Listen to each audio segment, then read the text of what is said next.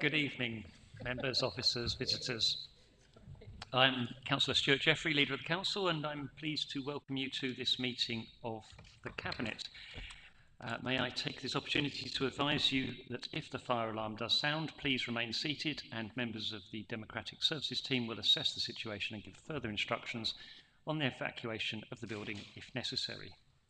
Tonight's proceedings will be webcast by the Council, but if anyone else is intending to record these proceedings, can you please let me know? I ask this question not to stop you, but to merely ensure that members of the public in the room know that this is taking place. Is anyone recording tonight? Oh, good. Apologies. Item 1 is apologies for absence. I don't think we've had any, have we? Looks like I've got a full house. Excellent. Item 2 is urgent items. There are 3 urgent items. I intend to take these. Item 21, which is the first quarter financial update report, which includes an urgent update with an additional recommendation from the HACPAC, Policy Advisory Commission, Health and Community Cohesion. Thank you. Try not to remember too many acronyms.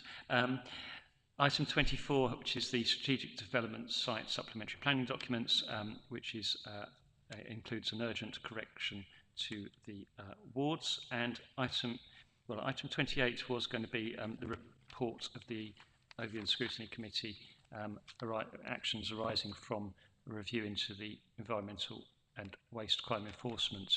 But I'd quite like to put that as item 12 under issues arising from overview and scrutiny.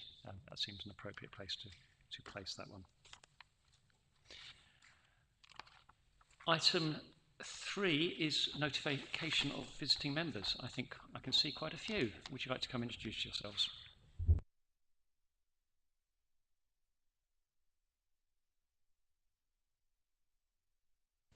Councillor Joanna Wilkinson for item 19. I'm just observing.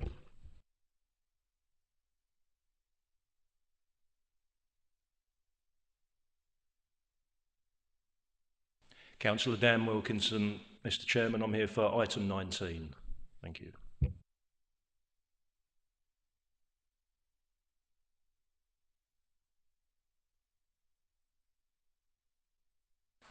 Councillor Cleater, item 19.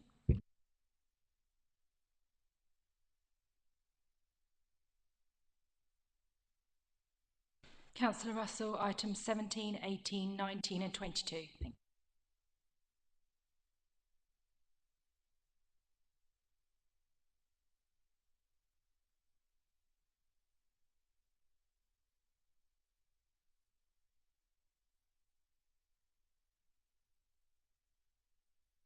Thank you.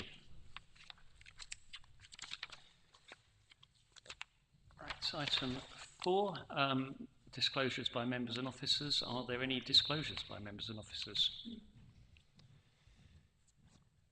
I see no indications. Item 5, disclosures of lobbying. Are there any disclosures of lobbying?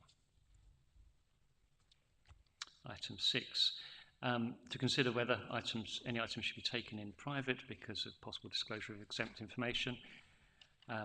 I move that all items be taken in public. However, if members wish to discuss information contained within the exempt appendices to items 25, 26 and 27, it will be necessary to move into closed session due to the likely disclosure of exempt information for the reasons specified, having applied to the public interest test. Is that agreed? Item 7, minutes of the meeting 24th of July 2024. I move that the minutes of the meeting held on 24th of July be approved and as a correct record and signed. Is that agreed? Presentations of item 8 is presentation of petitions. I have no petitions this evening. Item 9, questions from local residents to the leader or individual cabinet members. I've received notification that Peter Cooling wishes to ask a question of me. Peter, would you like to come up and join us?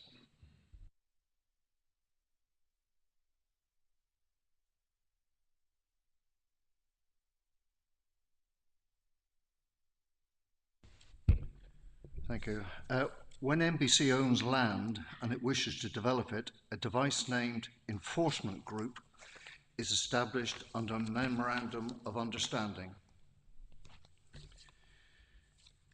between NBC acting as landowner and NBC acting as a local planning authority. It is defined as consisting of, at minimum, Chair of the Planning Committee, or in his absence, the Vice Chair of the Planning Committee, a minimum of 1 ward member, an independent person who is neither an employee nor an elected councillor of the council to be appointed by the council's Audit, Governance and Standards Committee, the head of development management or their delegate, which shall at the very least be a senior planning officer, the head of housing and regulatory services, and finally the Section 106 monitoring officer. An enforcement group has been established for the Heather House development, and I am the nominee from Audit, Governance and Standards Committee. That development is proceeding. The group appears to have become dormant since its first meeting on Heather House on 7th of March. Does the Cabinet believe that the workings of this enforcement group is important for NBC's good reputation? And if so, will it require its urgent resurrection? Thank you. Thank you for that question. Yes, the workings of the enforcement group is important to our reputation and governance. So we will be asking the Head of Planning and Development to ensure that a second meeting is organised to take place within the next 6 weeks as part of the Heather House project. And I thank you for your prompt for doing so. Thank you.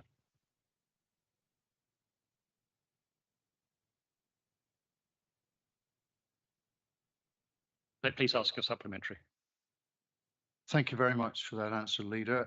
6 weeks, understood. We'll watch the timetable very carefully, but can also lessons be learned for the future for any land owned by the borough that this enforcement group is either for real and is handled properly, or else the construct is revisited and legal's advice is ignored. So may I have your personal assurance, please, that 6 weeks is a good 6 weeks, i.e. we will have a meeting of the enforcement group before the end of October. Thank you. Yes, and yeah, absolutely. Simple answer. Okay, I've received notification that Sean Turner wishes to ask a question of Councillor Summersgill, Cabinet Member for Climate Transition and Nature. Sean. That one, I'm on. Good evening. Thank you to Cabinet members for supporting your residents. And can I apologise to Councillor Jeffrey for missing your talk at the Climate Action Network in Bearsted last month. Question. On the 8th of July 2024, Cabinet Member for Climate Transition and Nature Recovery reported on the 3.1 million grant from the Selex Finance Public Sector Decarbonisation Scheme to help the energy efficiency of the council buildings, including solar panel installation. The council also agreed to fund an extra 2.72 million. This is a massive expenditure, especially based on an estimated 51,000 return. An additional 3 solar energy investment projects have been introduced, as well as a Solar Together initiative promoting pre-approved UK solar PV supply and group buying for residents. This initiative is being promoted via the council website, Go Green, Go Wild pages. Now's the question. With transparency and potential of fire risk in mind, especially to the ongoing concerns of recent solar panel fires in 2024, for example, a South London solar panel fire on a 7-storey block of flats, can this council confirm and reassure residents due diligence has and will be conducted through supply, tender and safety risk measures, ensuring residents that solar panel partners promoted and relevant procured stock for installation will be ethically and traceably sourced within supply chains, ensuring the best practice of low pollution from manufacturing, conflict minerals and overall carbon footprint impact, whilst keeping within a projected budget. Thank you for your question, Mr. Turner. I can assure you that the use of solar panels on Maidstone projects is considered to be safe and ethical, and due diligence is conducted and will continue. I can deal with some of your specific potential technical concerns and following. In procurement, the procurement of solar panels has been undertaken in accordance with the Council's standing orders.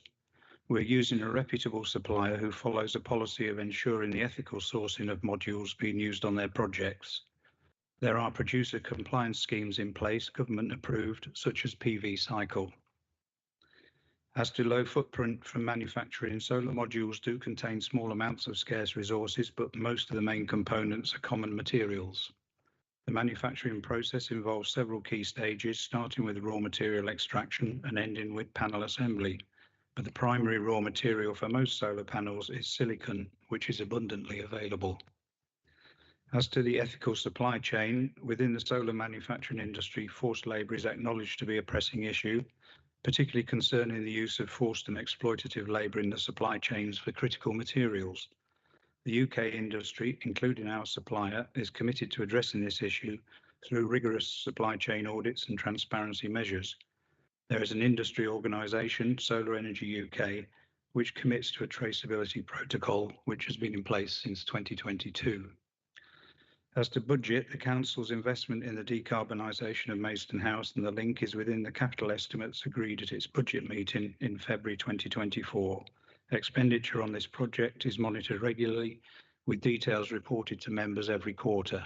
In this way, we can be confident that budget variances can be addressed at an early stage and mitigations adopted as necessary. As to the overall carbon footprint, a key factor here is the disposal of solar panels at the end of their useful life. Due to the WEEE directive, Waste Electrical and Electronic Equipment, solar panels are considered a specialist waste product which needs disposing of in a specific way. Recycling can recover up to 100% of the aluminium frames, 100% of the copper in the cables, 90% of the photovoltaic glass, and up to 95% of the semiconductor material necessary for further production. Many second-hand solar modules still function perfectly well after their standard 25-year warranted life, and ours in Hunton on the Parish Hall have shown no decline in 13 years. Value for money, the investment in decarbonisation yields a small positive financial return for the Council. But just as important, the project to decarbonise Maidstone House and the link will lead to a reduction of around 20% in carbon emissions from the Council's property portfolio, which represents a very significant contribution towards our overall climate transition strategy and an important first step towards achieving our objective of carbon neutrality. Thank you. Sorry, Mr. Turner, thank you. Do you wish to ask a supplementary question arising out of your original question or the reply? Yes, please. Following a recent mention of the solar panel topic by a member of a Maidstone Borough Council Scrutiny Committee on the 13th of August 2024 within this council chamber. Question: can the council confirm whether due diligence has been conducted to ensure that the solar panels procured historically and planned for the future are free from forced labour in their supply chains, specifically in reviewing whether the polysilicon used in the solar panels is sourced from manufacturers linked to forced labour practices in the Xinjiang Autonomous Region, China?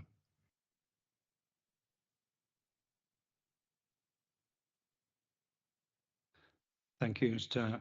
I shall have to get back to discuss that with the council officers and send you an email. Thank you very much.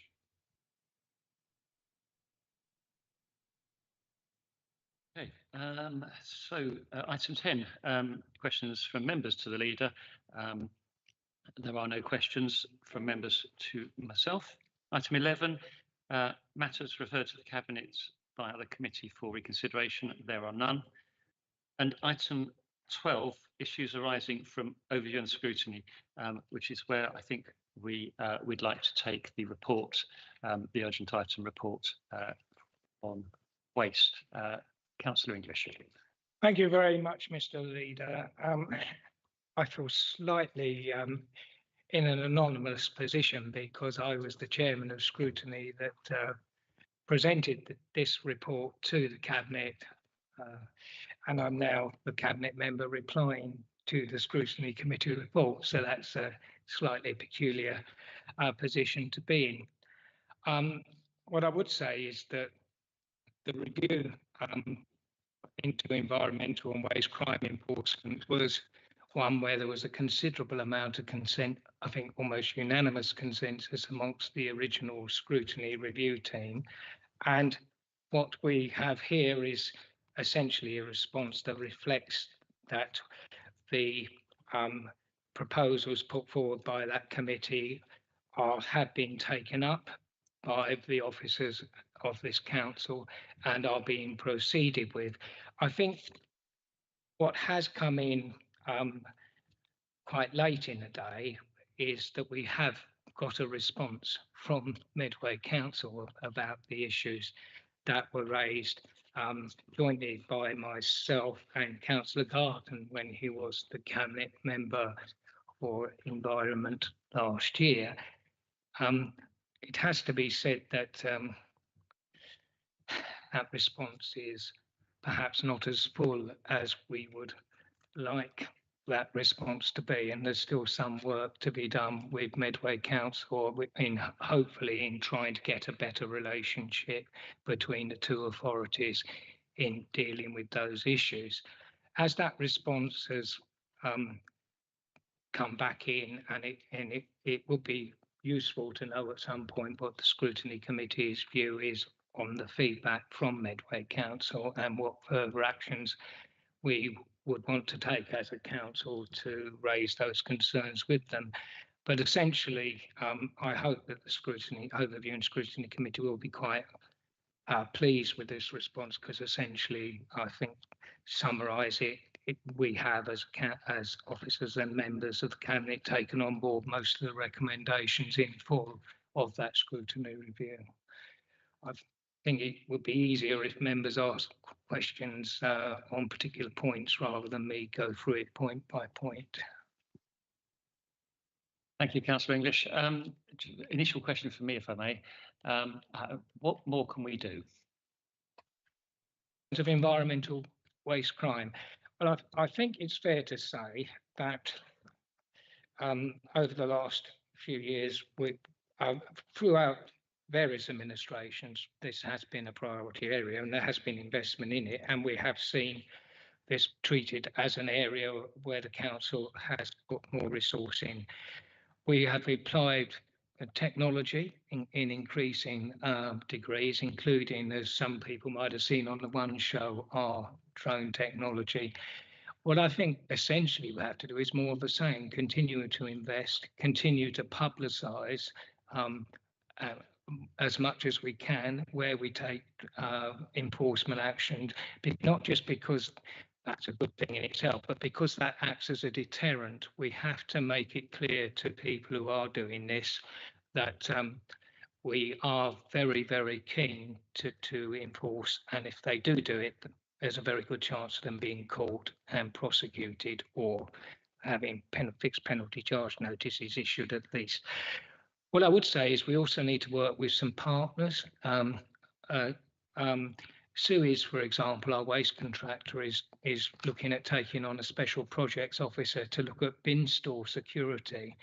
And we have had a lot of issues where there's been off-site fly tipping in bin stores in and around Maidstone, which has made waste collection quite problematic.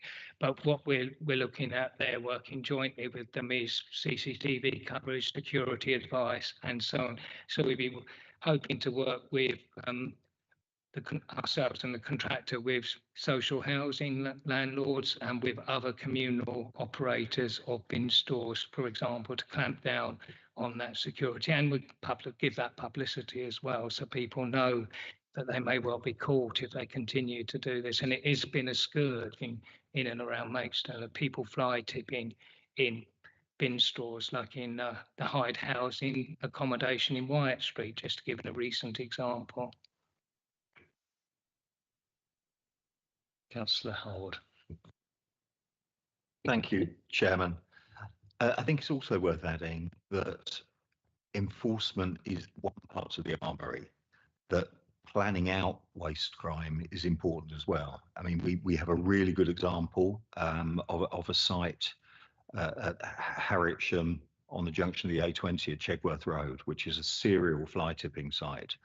And for some time, we've been asking for that to be blocked up because of the environmental impacts and the aesthetic impacts close to Leeds Castle, and indeed the expense.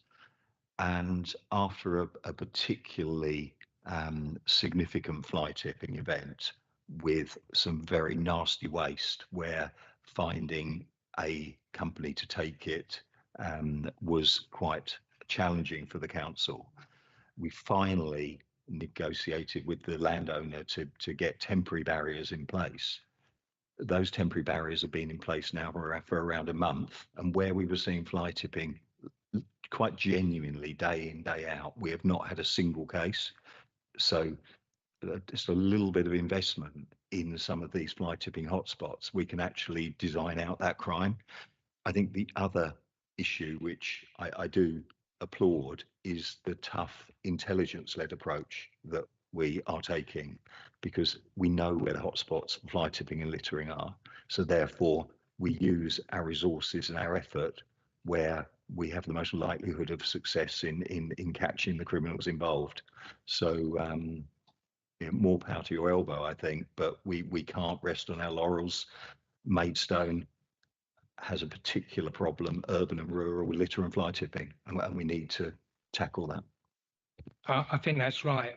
We've identified already, I think, a number of lay-bys and pull-ins in parts of the rural area which could be usefully sealed off, which would prevent the fly tippers, I should say, getting access in the first place and following up on some of these. It's much better to prevent the crime in the first place than it is to prosecute, however valuable that is.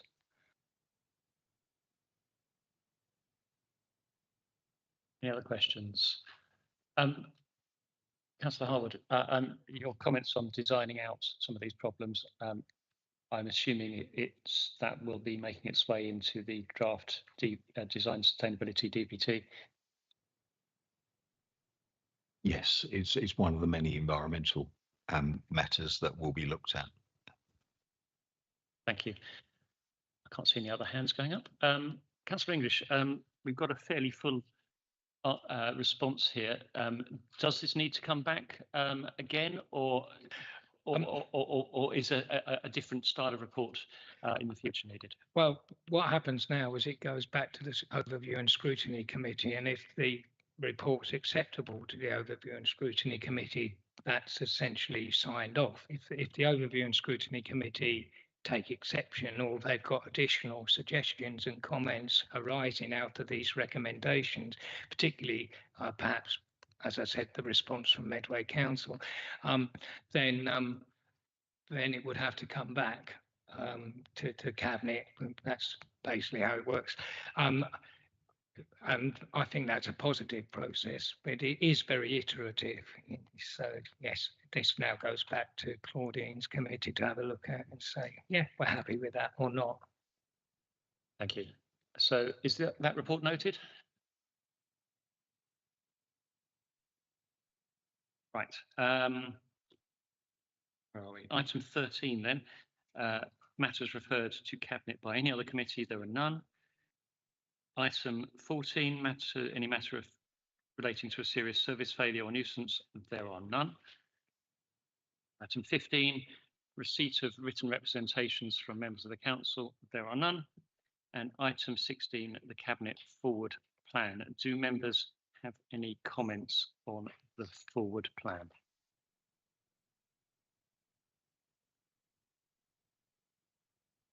So is that noted? Thank you. Item 17, this is the reference to the Cabinet on voting age to 16. Mr. O'Connell, I think you're going to say a few words. I think Councillor Russell, you wanted to speak on this one as well. Is that right? Brilliant. Okay. So, Ryan. Good evening, members. Before you is a motion that was considered by Council on the 17th of July, and a vote was taken to send the motion directly to you as Cabinet, as the motion covers Cabinet functions.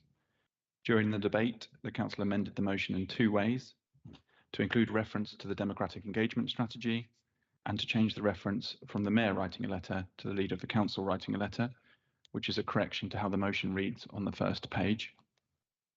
Attached with the motion is the minute from Council and the briefing note that was provided to the Council for you to also consider.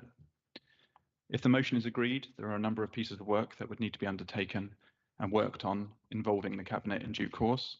For example, work on the democratic engagement strategy is already underway, and it would be good to work with Cabinet to make sure it aligns with what the Cabinet want to achieve. Thank you.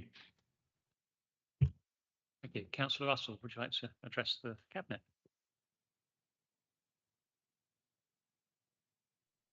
Thank you. My first point was actually the point that Mr. O'Connell had just picked up. So it was that the motion that you've got on your papers on page 21 had been amended, but your actual wording isn't that. So when you do agree. My second point was just about the current resident survey that we've got. Given that we're planning to do the voting age to 16, I believe the resident survey starts at 18. So it'd be quite nice if we were going to give the voting age to 16-year-olds that we start to ask them what they think of the borough. So I wondered if you might think on that and see if you can find a way of incorporating it. Thank you. Thank you, Councillor Russell. A very good point, and one I'm sure we will take rapidly on board. Good. Okay. Any comments on this paper?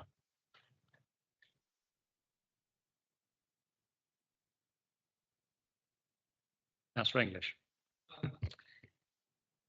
I obviously missed the council debate because I was on holiday. Sorry about that. But I think what I would say is looking down further in this in terms of the advisory board, that's a very good thing, provided we are doing it in the spirit of that of it being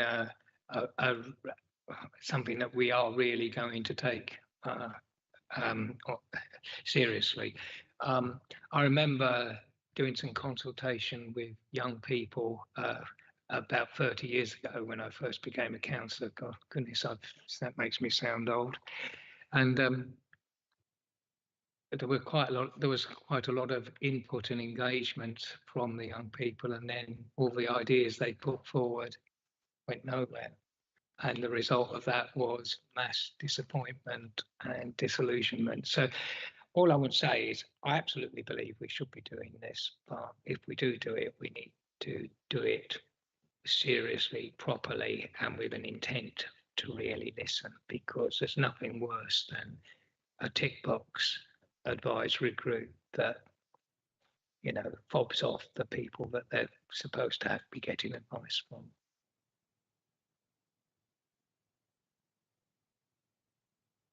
Thank you, Chairman. On a similar point, I think writing a letter is very easy, but practicing what we preach is the nub of the matter here. And I would really like to understand the timetable for the advisory board and just who we'll be inviting to participate, or putting out the invitations so that people can indicate their keenness to participate. So there's a couple of questions really of officers. And the other thing which did come out in the debate in full council is how we ensure that we get a genuine cross-section of our community and society involved. I think there were some rather disparaging points about kind of grammar school boys, and I am a grammar school boy, so I can't be too disparaging there. But I think we just do need to ensure that we have that buy-in, you know, urban and rural, and across the board in terms of socioeconomic and cultural and heritage backgrounds. Councillor Wells. Well, it's a very similar point, I have to say. For me, one of the important things about the motion was the creation of the Youth Advisory Board. And for it to have any meaning, it needs to be representative. It needs to consult, not just in presenting policies and asking for comments, but co-production of items relating to young people and so on. Mr. O'Connell, do you want to come back on any of those points? Well, I think first of all, it's very nice to hear the strong support, political support there is for taking the democratic engagement forward. And it's something that I'm very passionate about. And I know my team are very passionate about involving as many people as possible in the different aspects of democratic engagement. It takes many forms.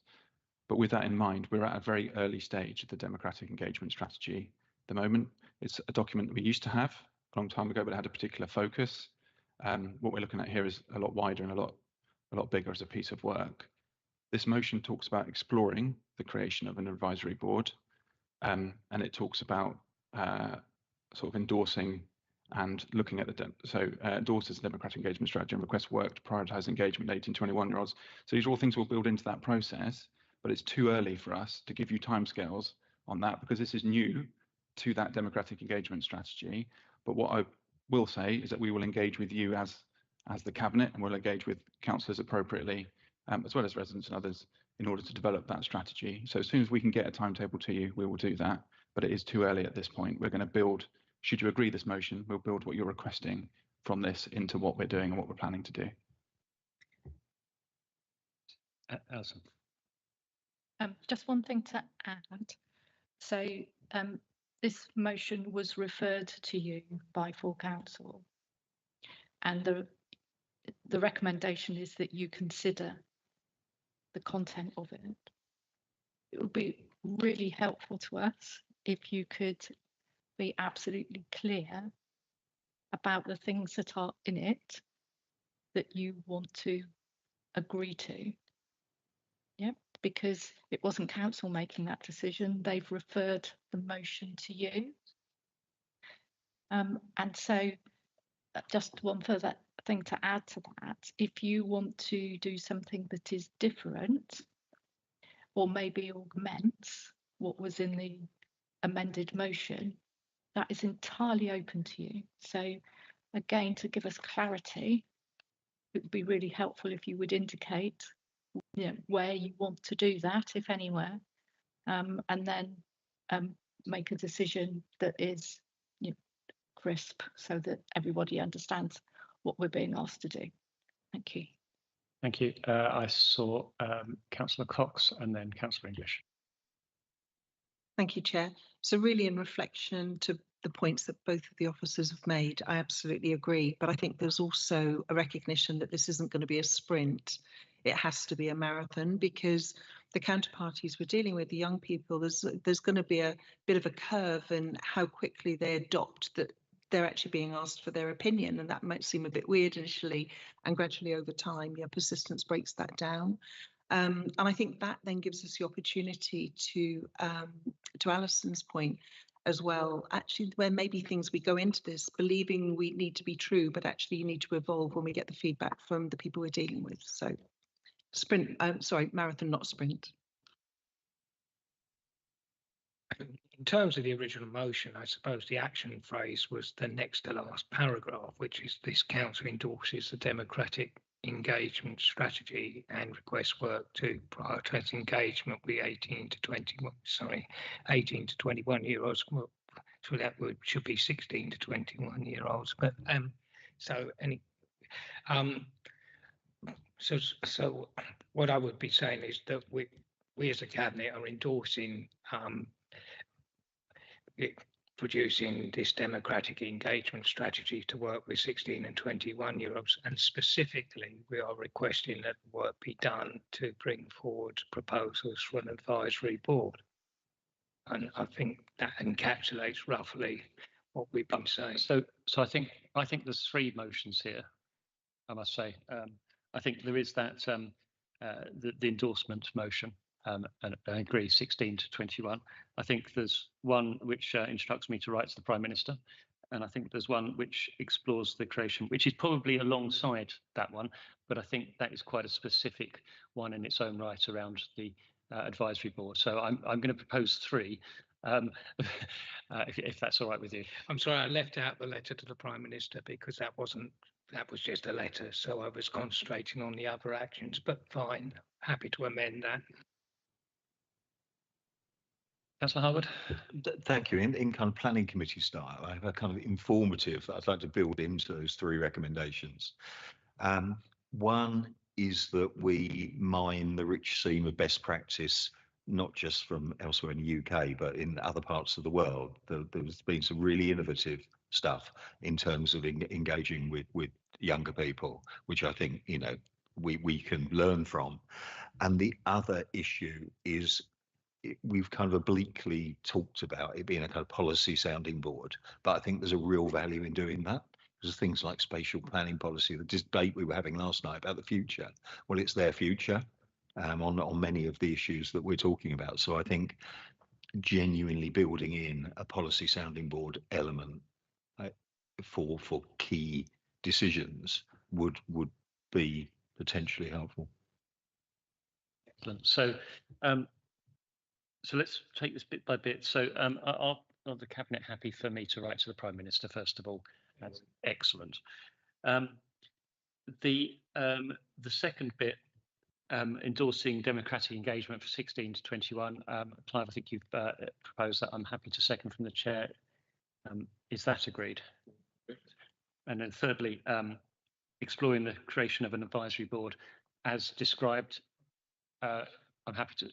I think I might have proposed that if you're happy to second. I think I was a bit firmer in actually saying bringing forward proposals to create an advisory board. Yes, but I think that's kind of what we're saying. It's explore, bring forward proposals. Yes, so I'm happy to propose that. Is someone going to second? Yeah, so is that agreed? With the advisory. Could we say something like informed by national and international best practice, and actually enunciate that point around to provide a policy sounding role? I think we've noted that point. Okay. Yeah, absolutely. Yeah. Good. Okay. Thank you, everyone. Item 18 then, if we're moving on. This is the reference to Cabinet on the Nature Recovery Declaration.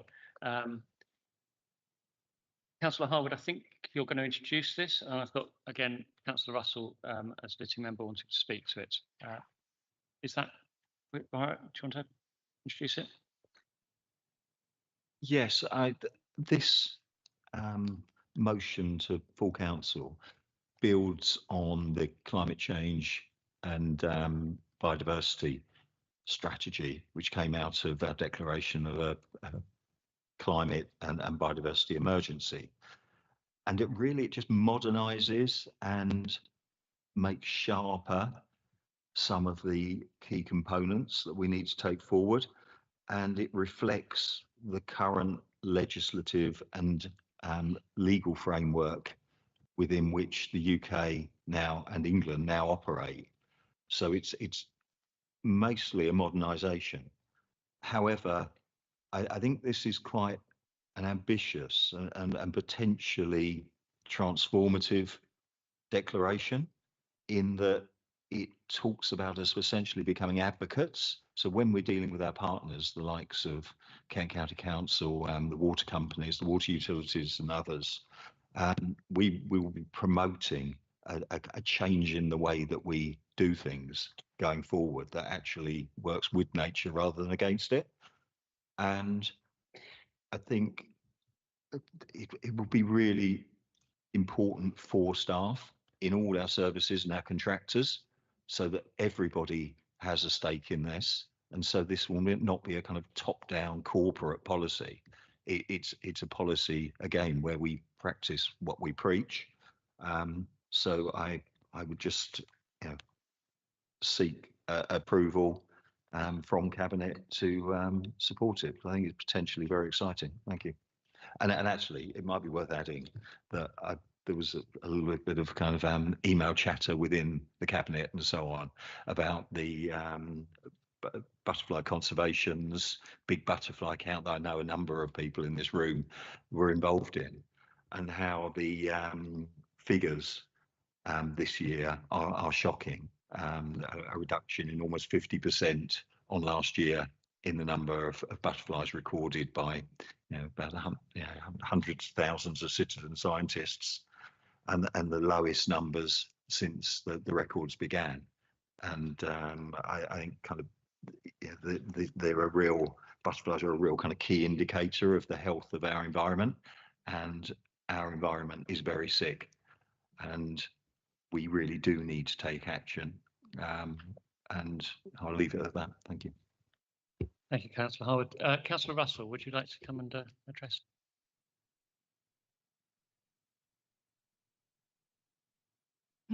Think I'd know how to work these by now, wouldn't you? Thank you. It's point 9 that I've come here to talk about. There's not very many things that I will die in a ditch over. This is being apt, but farming and how farming is viewed positively and how it actually forms the landscape that we live in is one of them. I mean, it says working positively with farm businesses, landowners and rural communities to deliver meaningful gains for nature from environmental land management. Well, when this was done at the PAC, the Cabinet member mentioned, and I am quoting, farming is the most destructive activity of nature by a very long distance. I don't know how you start a positive relationship when you say things like that in a public forum, but it is actually quite upsetting.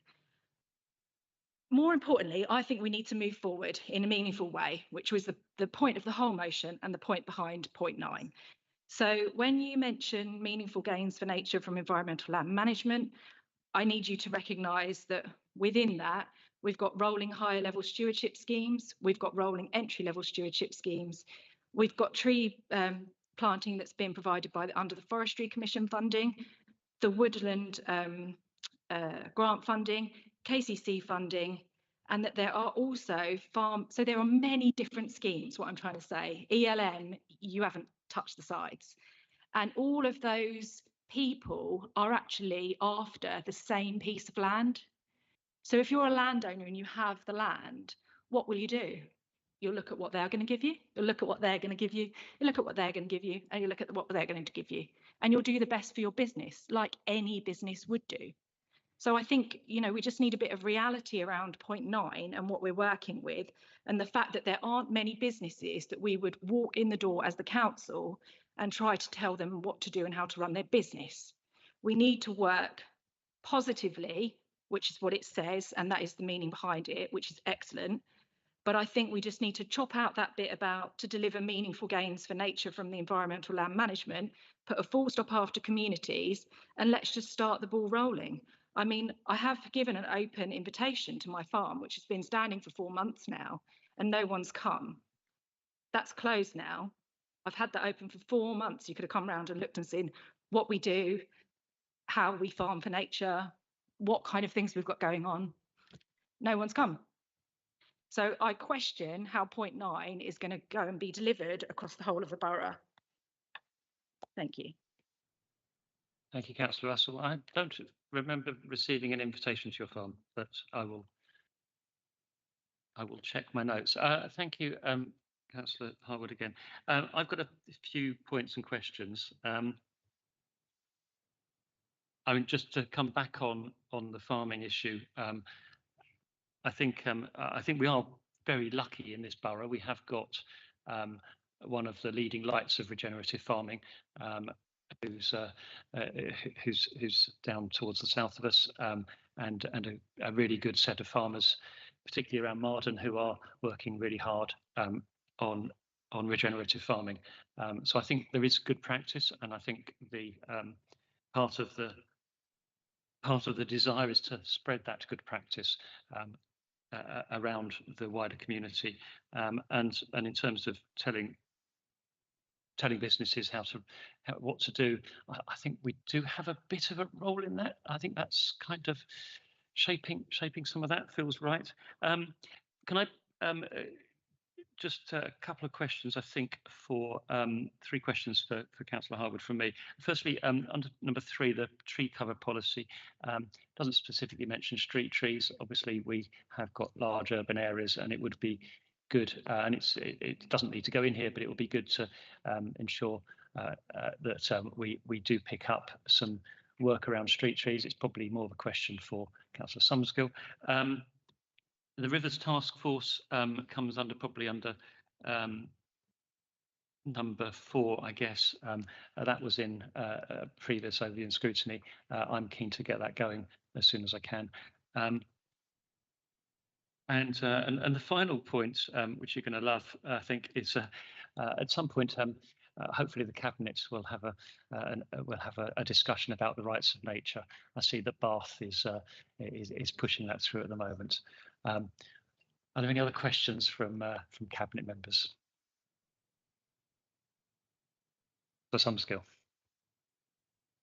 Thank you, Chair. Being named in item 7, I suppose I need to lead on this and to express how many of these things are already in the Biodiversity and Climate Change Action Plan, and that is currently being reviewed and considered, particularly Action 6.6 of working with local farms and landowners to deliver landscape scale biodiversity. We have also put forward a couple of schemes to work with nature recovery on farmland, and I don't consider that we are ignoring the use of farmland and the farmers farming it. Councillor English. I think it's worth mentioning a slightly broader perspective than farming as simply defined. We're getting an increasing diversification of land uses and products, shall we say, including, say, vineyards, which aren't covered by a lot of existing policy on farms.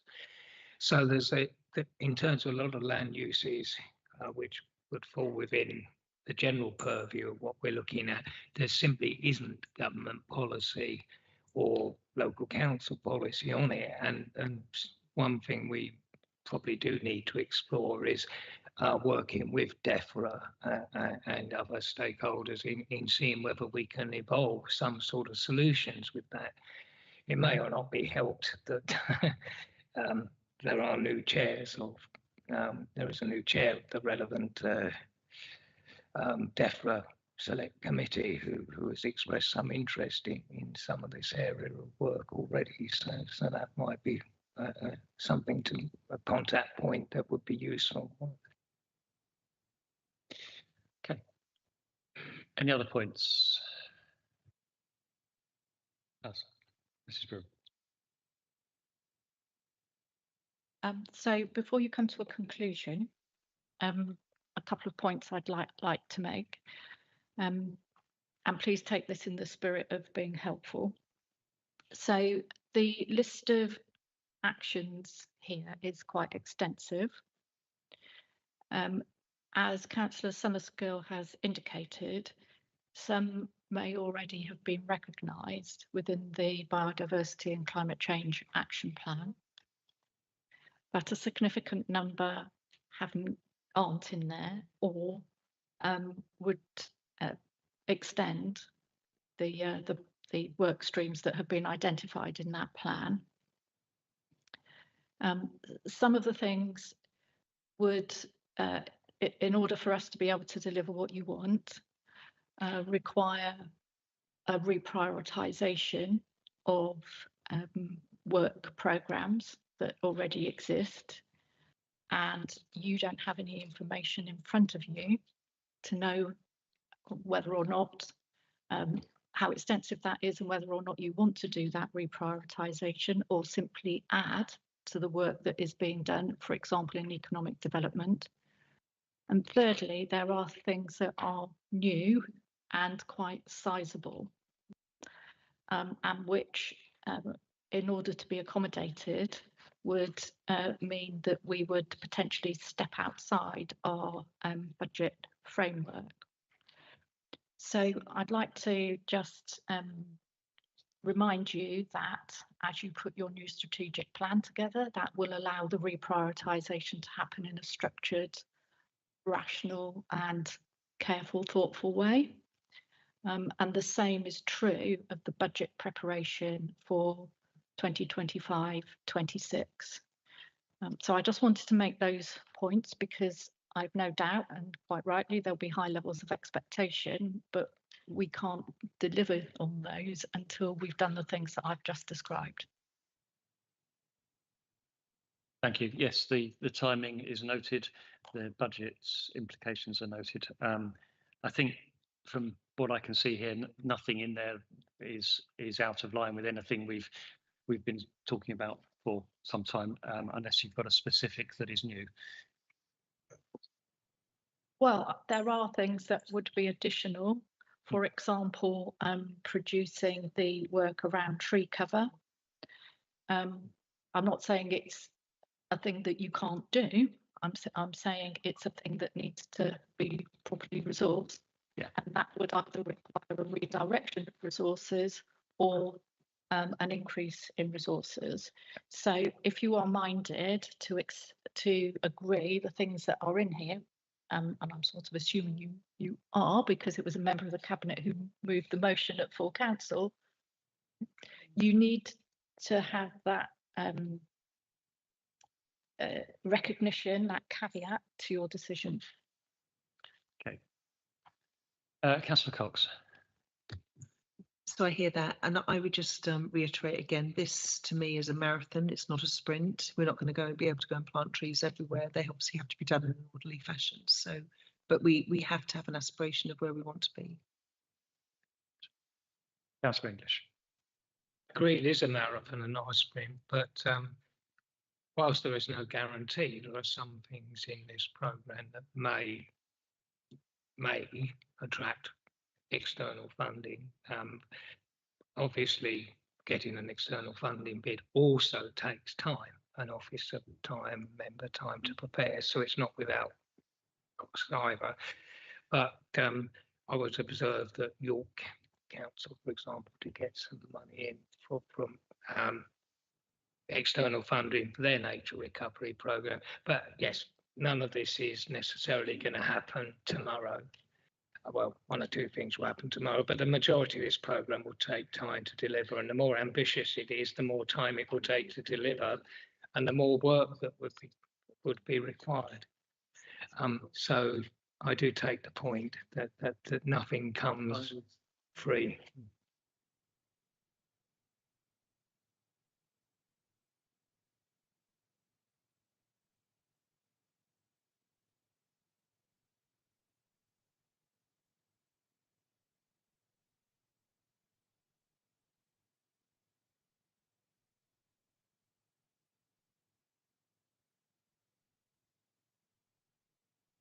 Okay, so I'm not seeing anyone else indicating.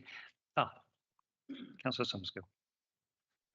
Just to indicate, I'll back up what Councillor English said. I was at the Tree Council's in talks to the Kent tree wardens on Saturday at Lewes, and they had substantial amounts of funding to assist government funding coming through the Tree Council. But I was going to note the Biodiversity and Climate Change Action Plan is being restructured early next year, and that this will all tie into that, and that will be something with a strategic plan, tied in with a strategic plan and prioritisation then. Thank you. So I'm going to propose that we do adopt the declaration, and we ask that officers consider this declaration as they build the detail in the strategic plan and the budget framework and so forth. Is there a seconder for that? Yeah. And are we agreed? Okay.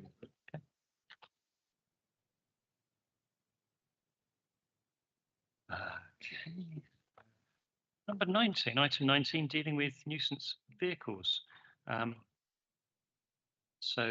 Councillor Nagy, I think you're introducing this, or is it Mr. James?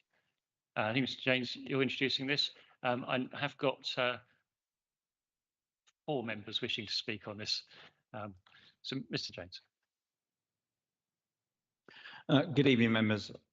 The report being introduced tonight on nuisance vehicles is around looking at the solutions we would consider for dealing with off-road bikes, quads, and mini motos, and many other forms of ASB involving vehicles.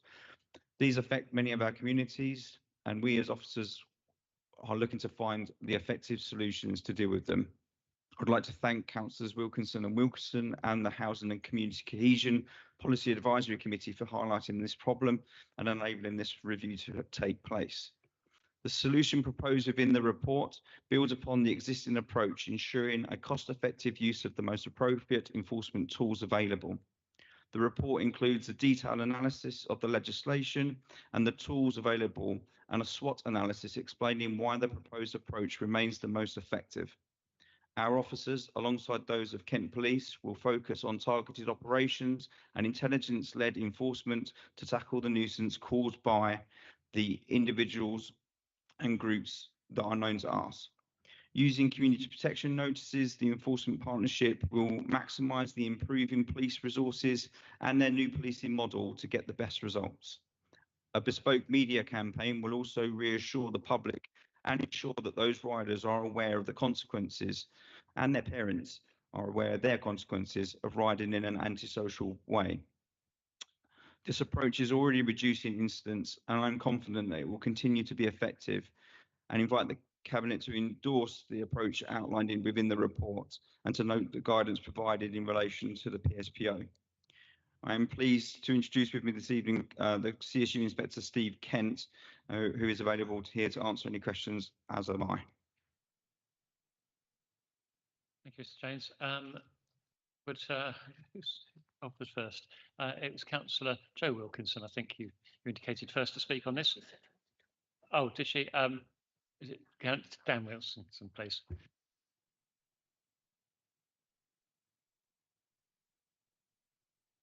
Right, evening, everybody. I've tried to reduce this down as far as practical in the interest of brevity, so bear with me.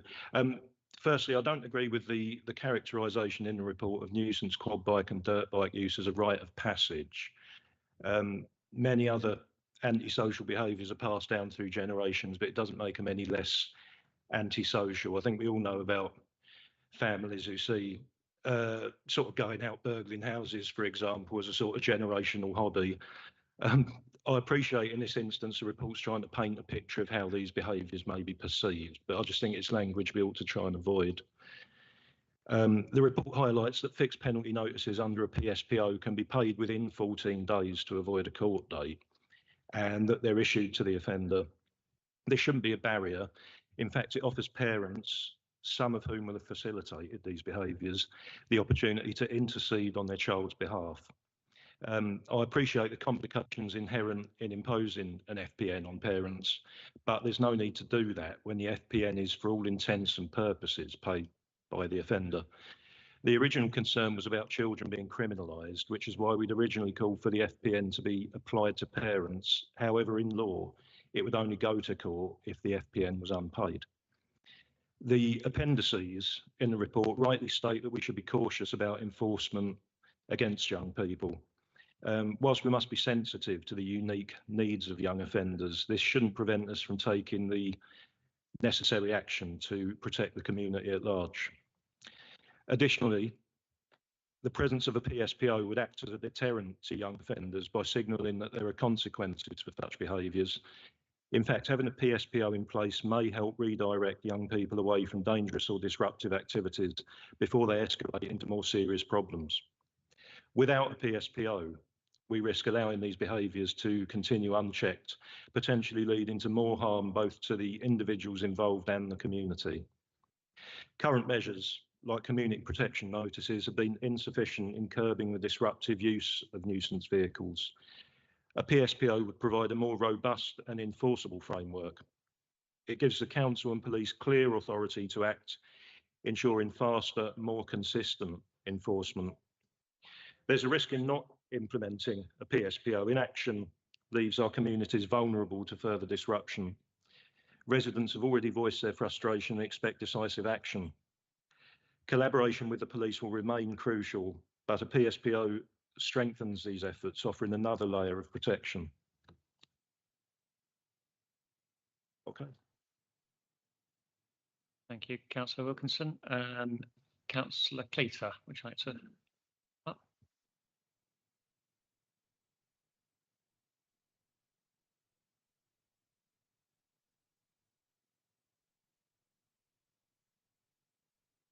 Thank you. Whilst we're here representing Shepway and Parkwood, we know that this is a problem that is across the borough, and that was quite clear when this was spoken at committee. Sevenoaks and Medway have got PSPOs for nuisance bikes and nuisance car drivers, which has led to a reduction. It's not just children, it's adults as well. We all know, because there's a particular one that goes round Shepway, sticking fingers up to the police and just being generally obnoxious. He's also seen riding through town. And this is about giving the police another element in their armoury. If all those other things work, great. But the feedback we're getting is, in some cases, it isn't. And we want to ensure that when the public come to us, we encourage them to report to the police, but the feedback we're getting is, incorrectly, I admit, but why bother? Why bother? Nothing's going to get done. I see him riding round again and again and again. In terms of criminalising children, the recent incident in Birmingham where a young person with a long history of antisocial behaviour and no consequences ended up allegedly, I'll be very careful there, killing an 80-year-old. We want to prevent children from getting into criminality. In terms of a £100 fine, these children are not buying those bikes themselves. Their parents are. So it is part of part of a toolbox, toolkit, so we can work with all organisations, including landlords, social landlords, because some of these people do live in various different homes.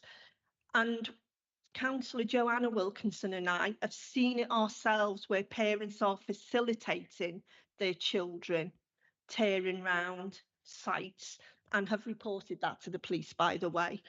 We very much welcome working with Meg and John, and we do that very closely. But the trust needs to be rebuilt in those areas. And I'm sure, and I know that Councillor Fort spoke on this at committee, that this will be another tool in the armoury. And I would ask that the PSPO actually is agreed, because I think for us, it's about an ultimate tool of prevention before children go too far down the road, but also about culpability, because there are adults doing this as well. Thank you. Thank you, Councillor Cleater. Councillor Russell.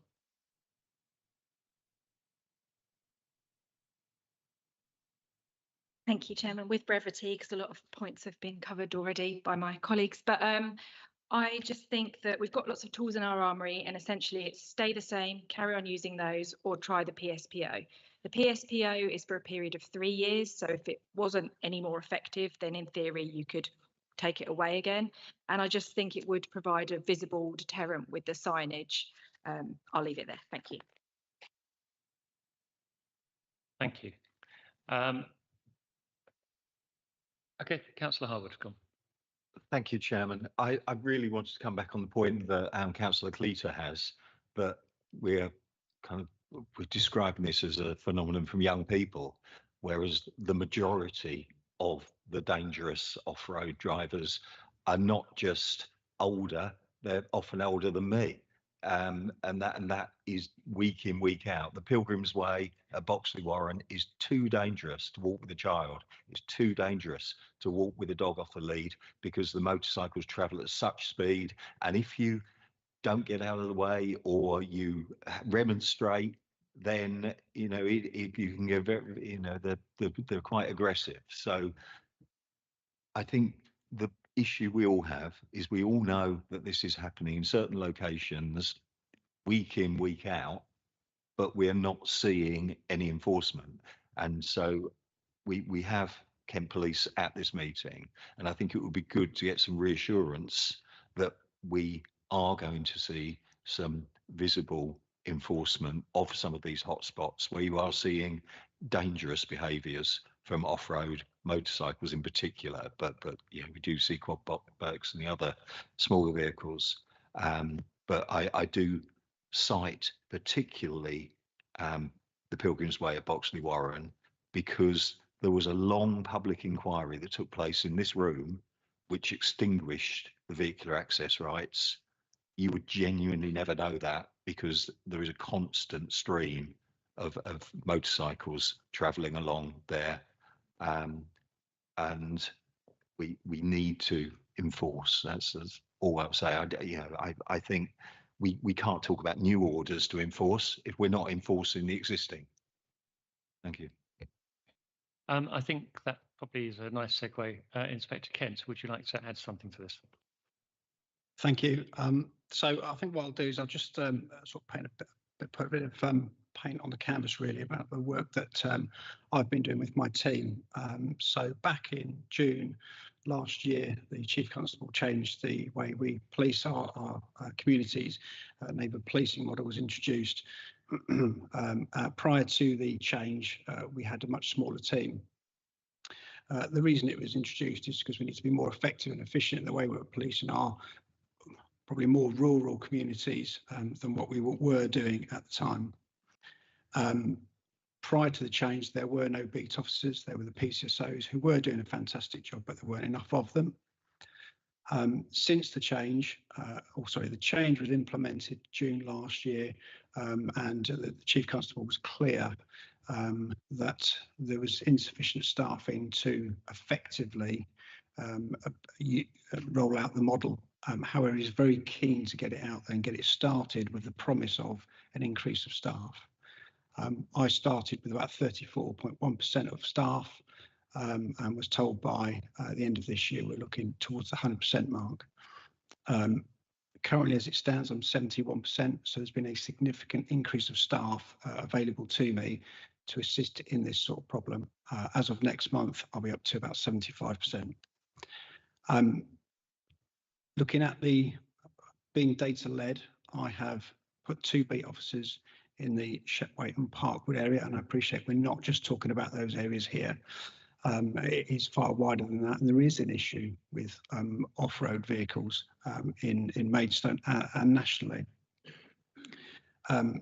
John and Meg, the 2 beat officers, have been working very closely with the community and listening to the concerns, and from what the information they have been piping through to me and their supervisors, we have done quite an extensive piece of work with partners, Martin's team and others, to try and reduce the problem of off-road motorcycles.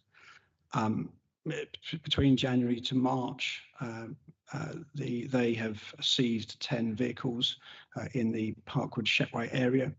And obviously off the back of that, there was other work that was done with the individuals and parents and linking in with Martin's team. So it's not just a simple case of taking the bike off them and leaving them, because in short, what the parents will do was replace that bike. It got to the point where I felt there was a need for further work, and in April, for the entire month, Meg and John ran an operation for me. It's called OpDeplete. And in short, I drew in other resources from outside of Maidstone, so the county resources such as firearms, dogs, traffic units, etc. And they concentrated 24/7 for those officers that were on duty in dealing with this problem. We had a lot of success. 12 further warnings were issued, and a further 3 bikes were stolen, so 13 in total between the month of January and April. However, there's a lot of other work that partnership work that goes on in the background, which for me is key, because just taking the motorcycles or off-road bikes off of these children and adults won't cut it. I've looked at the numbers since between April, so the month of April where we did the operation, and pretty much till yesterday. I've got some numbers that I can share with you in regards to the amount of calls that have come in from the community to the police about nuisance vehicles. So April and May, there were 81 calls. So the month that we did the operation and the month after. June and July, there were 39 calls. And August to yesterday, there were 2 calls. Now, with the work that we have done, I'm very confident that the community would be confident in reporting stuff to us, but because we have gone out there and have been very overt in our approach to it, you need to tell us the problem so that we can deal with it. Upon speaking to both the beat officers over this last week, they have noticed a significant reduction of off-road motorcycles. I'm not saying it's not going on. We haven't solved it, but the approach that we've taken has put a serious dent in the ASB that was being caused in the Shepway and Parkwood area. Because I know that this issue, the ASB issue, is going to raise its head again. It will reduce between now and December. There are trends, and it will pick up very early spring again. I've already implemented a couple of things to help police the situation. And when I say police, I mean that as in a partnership approach. So I've identified an ASB vehicle's point of contact. So one of my team is an experienced officer, warranted officer who was on the Maidstone task force prior to the change back in June last year. And essentially, he's going to be doing some work in the Parkwood Shepway area in regards to not only engaging and removing the vehicles from those that are using them, again, youths and adults, but also looking to do some education and tying in other units that I have, such as Child Centre Policing Team, to go into the schools and teach the children about the dangers of what they're doing. Alongside that, it'll also be going to colleges, so that those 16, 17, 18-year-olds that are considering buying their first vehicle, possibly a moped or an off-road motorcycle, teaching them the dangers of it and the impact that ASB with a vehicle can have on the community. So some reassurances, you have got this. There are 2 beat officers in Parkwood Shepway that are very keen to work with the community and have already built a good working relationship with them. And long may that continue. I have got the option of requesting further support from resourcing outside of Maidstone. I have got a spot for ASB vehicles, who's an experienced officer. Optiplete is now our toolkit, and that toolkit can be developed. So what I mean by that is if it's been built for a urban area and actually we're finding somewhere rural, we can adjust it and learn so that toolkit can be pulled out anywhere. Because the ward cluster meetings that Martin and I do, this is an issue that we hear across the district. And in regards to future planning, I'm already planning, as I said, some work for very early spring next year, and I'll be presenting to the Safer Maidstone Partnership, those in attendance of that meeting, the work that I intend to do to police this problem. And I'll reiterate, policing the problem will be with our partners because that's the right approach. Happy to take any questions. Thank you, Inspector Kent. Initial quick question from me. So Operation Deplete was, and the numbers you mentioned, was that just Shepway area or was it Maidstone as a whole? Yes, that was just the Shepway Parkwood area. Okay, so that's quite a stark reduction. I suppose my second question is, and it goes back to Councillor Cleater's point earlier. She suggested that this would give your team another element in your armoury. Is this something that would help you? From a policing perspective, no, it wouldn't. And the reason I say that is because I have the officers now, I have the experience, I have the toolkit, I have the legislation in other forms of legislation. Therefore, I wouldn't need the PSPO. I would be using CPWs from my personal experience, from my professional experience, in using them within my day-to-day work, not just this particular problem, is they are very strong. They are a bail condition, which a lot of people stick to them because the implications are they will be issued with a CPN and then go on to things like a fine or go to court. So in my mind, I don't feel the need for a PSPO, but feel that the CPW, CPN route is the right route to go down. Thank you. Councillor English. It may or may not be a strictly analogous situation, but in and around parts of central Maidstone where there are a public spaces protection policy in place, it has been my experience as a High Street ward member that the community protection notices approach works better, having seen both being used, and there have been issues around Holy Trinity in recent Church Street where the approach that's being talked about by the Inspector Kent and Mr. James has been quite effective of late.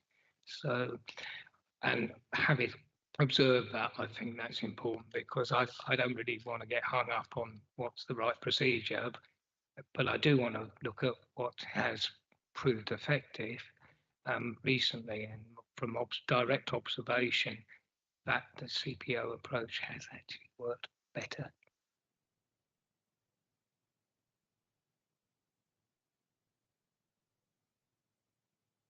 Councillor Harwood.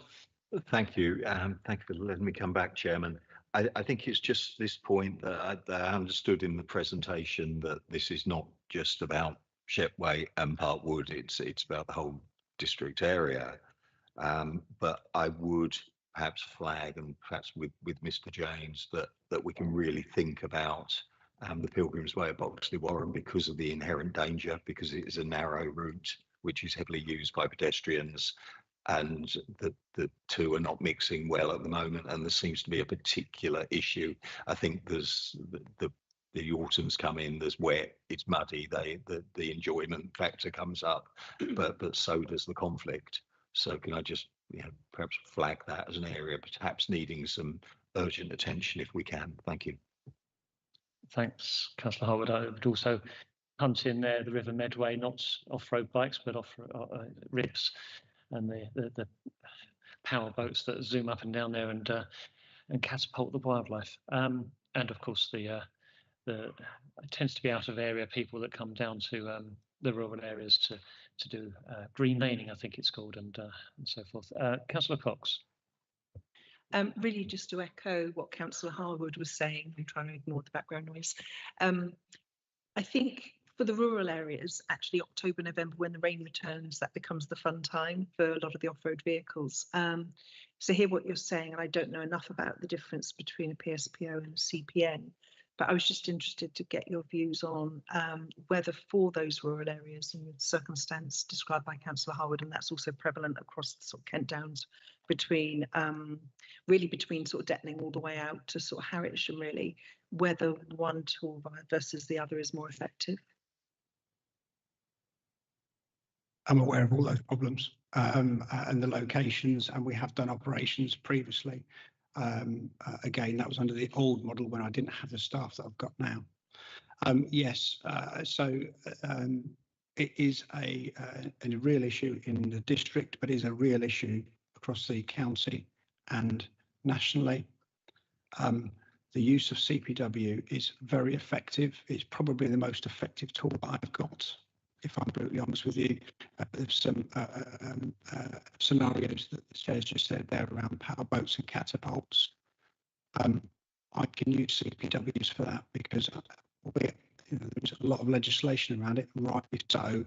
It does give a bit of a poetic license to nail someone down, if you want to say that, to stop their specific behaviour. So I say it's like a bail condition. I find it very, very useful. My officers find it very useful. It is a fairly new piece of legislation, but we're using it more and more now. Officers are being confident in using it. The situation that has been reported, I have a lot more staff now. We've got a brilliant partnership with Martin and others. We're very confident in using the CPW and enforcing it, because that's, you know, a legitimate part of it. And if we need to take it to court, so I'm satisfied that I have the relevant tools and people to deal with this area as well as the area as the rest of the district. Thank you, Inspector Kent. I'm kind of highly persuaded by your numbers, I must say. But I am very mindful that whilst I don't have many off-road incidents, off-road bike incidents, I have a few. I've got Woodman Park in my ward. They do like that one. I do have other bits like the boats, as I mentioned. I'm very aware that all of us around, all the members suffer to various degrees. And I'm also really pleased that the staffing is increasing and that the CPN is the tool that you prefer. What I personally would like to see is this being brought back so that we can really closely monitor it. I want to really crack down on this, both along Pilgrim's Way, in Shep Way, on the river, and so forth. It's really important to us all. So I propose we don't take the idea of the PSPO off the table, but that we keep this under very close monitoring. Perhaps get a report back to Cabinet every 3 months on just the high-level numbers, perhaps. Mrs. Broom. A suggestion. In a moment, I'm sure you'll go back to the recommendations that are on page 30. We do have a statutory overview and scrutiny vehicle for crime and disorder. We have to have one. So I wonder whether you might consider that as being the place where this can be regularly examined, and maybe less frequent reporting to the Cabinet, because that's exactly what the Crime and Disorder Overview and Scrutiny Committee should be doing. So don't do the monitoring, but use the capacity of that committee to do it for you. Yeah, thank you. I'd almost forgotten that. I used to sit on that. Rather fun. Councillor Harwood.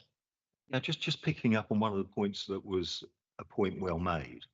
And it was being raised by a number of people. It's this issue about reporting and people just no longer reporting it because they feel nothing will happen, and people just not reporting it. I think potentially the Borough Council in its community leadership role, we could work with our partners like the parish councils. We could work with our staff who are kind of peripatetic, who are out and about clearing up rubbish and litter and so on, that just actually ensure that we do report on 101 or whatever when we do see nuisance off-road activity. So it does help build up that intelligence picture in a clearer way, and through CALC and some of our other partner groups, just to remind people that this is an area where there's going to be a push, as has been mentioned by a number of people. We're coming into the autumn winter when it's nice and muddy and lots of these issues really kick off. So I think it would be a good time just to raise awareness across the piece. Thank you. We have obviously got the chair of that committee in the room. Hi.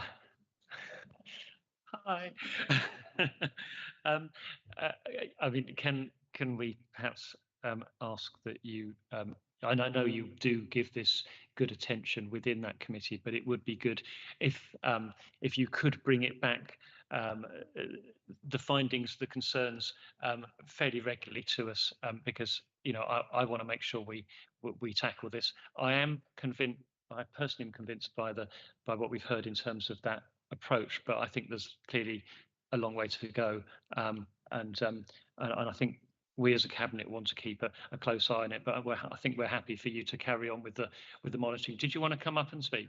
Please do.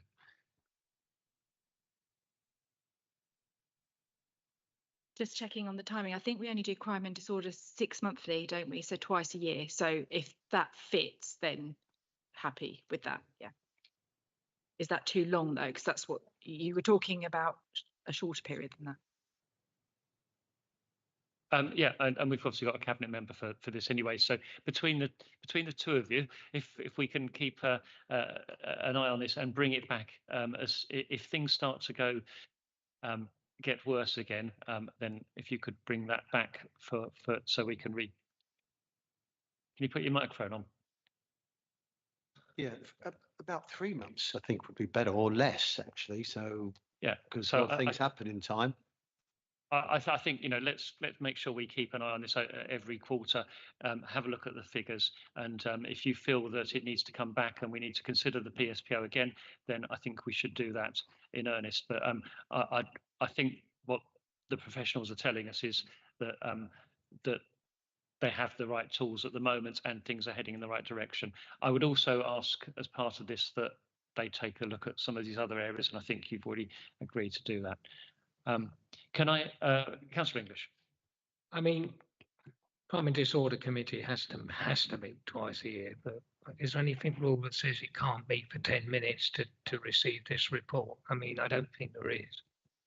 No, that's what Mr. O'Connor was just saying. He was just saying that yes, while we do meet 6 monthly, we do it on the same evening as overview and scrutiny. So we just switch from one agenda to the next one. So we can do it whenever there's the overview and scrutiny. But I just wonder, thinking on the time period, is 3 months a bit short, because they need to get the evidence, get the data, write the report. Otherwise, you know, I'm sure we want them catching all the bad guys and they will just be continually writing reports. So I'll leave that to you guys. But yes, happy to do it. I think we're comfortable with 6 monthly, but as long as we keep a close eye on it, because I do not want this to disappear into the ether. Councillor Nagy. I would ask the inspector, what do you think a reasonable time would be? I would like 6 months to allow me to get my feet under the table, to get all the data, to catch these people and come back with the results that I think you're going to get. So 6 months would be better for me from a policing perspective. Okay. I would go with the inspector on that then. He's the professional. Anything sooner, it's not worth it then. So, Councillor Nagy, in that case, I'm assuming you are proposing the recommendations as set out in page 30 with that additional recommendation around 6 months. I'm proposing it. Excellent. Secondly, is that agreed, members?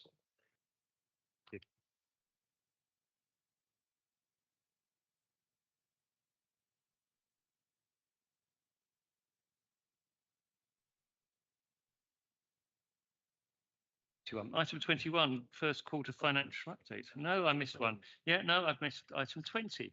Thank you. Updated environmental health, waste and crime and community protection enforcement policy. Councillor English, over to you. Thank you very much, Mr. Chairman. This is quite a wide-ranging policy document, so it overlaps cabinet portfolios, you know, and that's why it's gone to all three packs for their comments.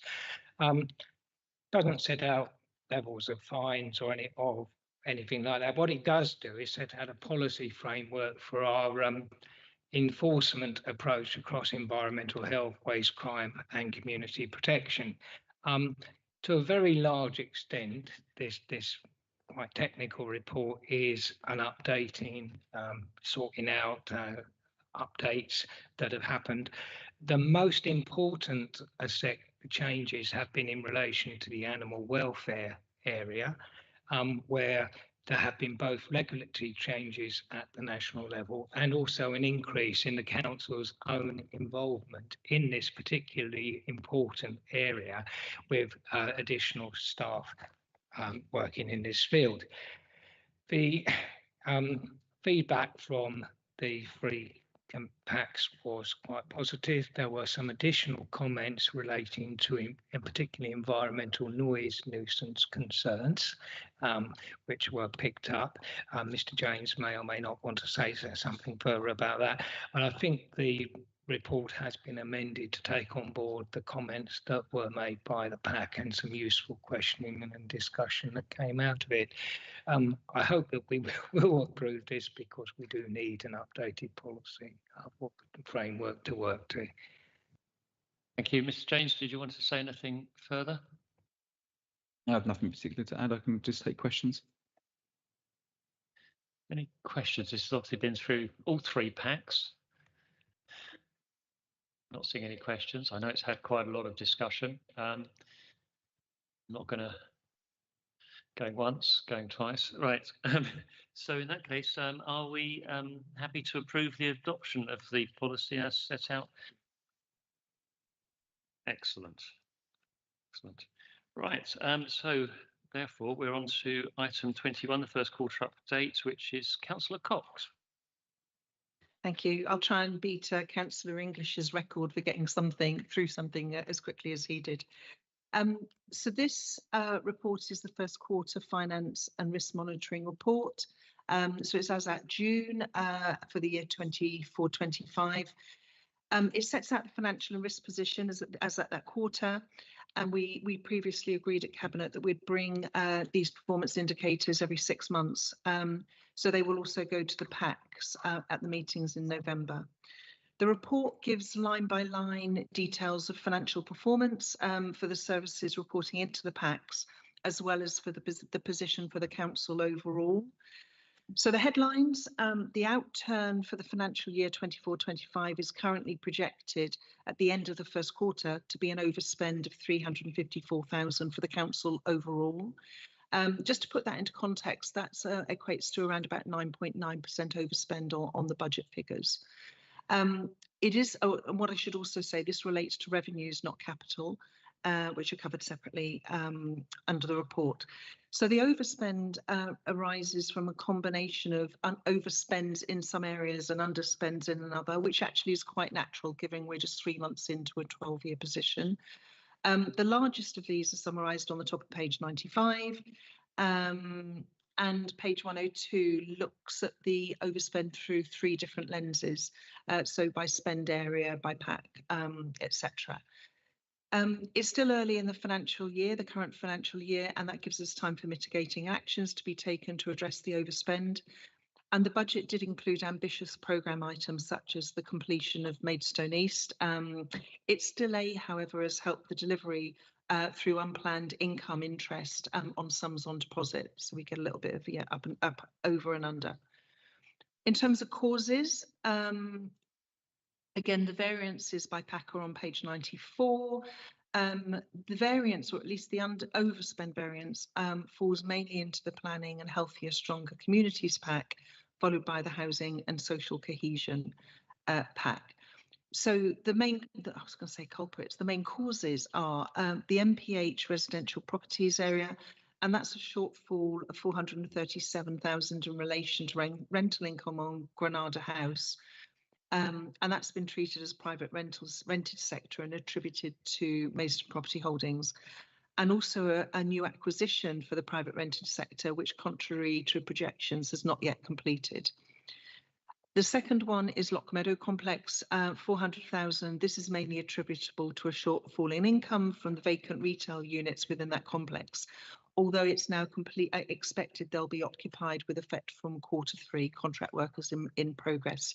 And I understand sort of like quite developing well. And the third area is development management, 546,000. And that's a very simple linear reason, which the number of planning applications being received is much less than it was forecast. The shortfall is mostly targeted on, mostly attributed to major applications, and where the head of development management attributes to the fact that there are not enough potential large development sites in the current local plan to generate the sums needed to meet the budget. And then finally, temporary accommodation is also projected to overspend. And members will recall that last year's overspend was nearly 1 million. The budget was increased for this year by 450,000 in anticipation of those costs reducing, with the council making more use of its own housing. In the event, costs are still expected to reduce, but not to the extent anticipated. So with an overspend in that area of 200,000 at the year end is currently projected.